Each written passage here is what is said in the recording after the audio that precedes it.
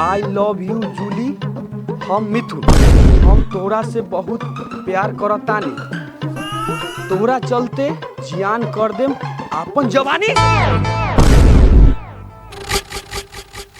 तू हमर जवाब द। ये चिट्ठी कौन भिगा रे?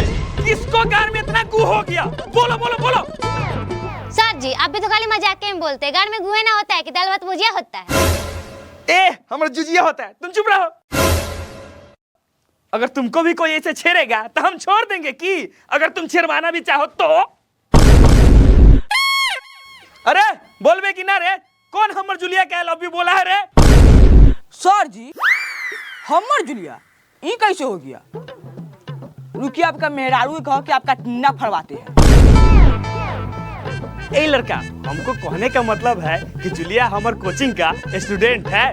लेकिन ये जल्दी बताओ कौन चिट्ठी भिगा है रे? सर वो देखी वो पांच चुतवा फेंका होगा। अरे सरवा सब जल्दी ही आ, न तो डंडा देखा तारे फेंक के मारम की गारे में घुस जाई।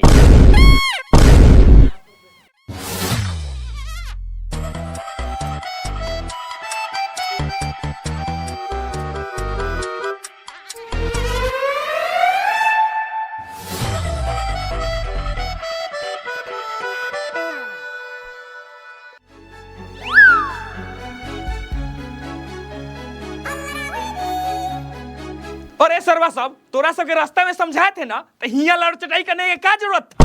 बोलो बोलो बोलो। क्या बताए सर, ये जुलिया से हम बहुत प्यार करते हैं लेकिन ये हाँ बोलबे नहीं करती है, इसीलिए तनका लड़चटाई कर दिए हैं। अच्छा, हम जदी जे तुम दोनों को मार के फफेलिया फाड़ दे कोचिंग में छिनराई करे के जुर्म में, तब तुम दोनों को कैसा लगेगा?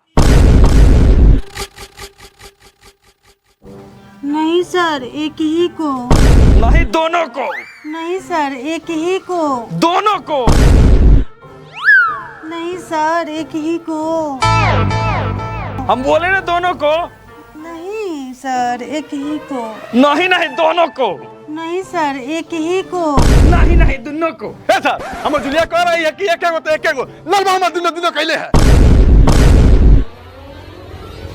दोस्त तुहार जुलिया? अरे बाप रे बाप, हमारे दोस्त का जान निकल गया। अरे बाप रे, अरे बाप रे। अरे दोस्त चुप हो जा, वो तोहरे जुली है, वो तनिका सा गलती से बुला गया है। भागेगा बहन के जात पानी घरे हम लड़वाई पड़े। ई कोचिंग में खाली छिनराई क्लास चलता है।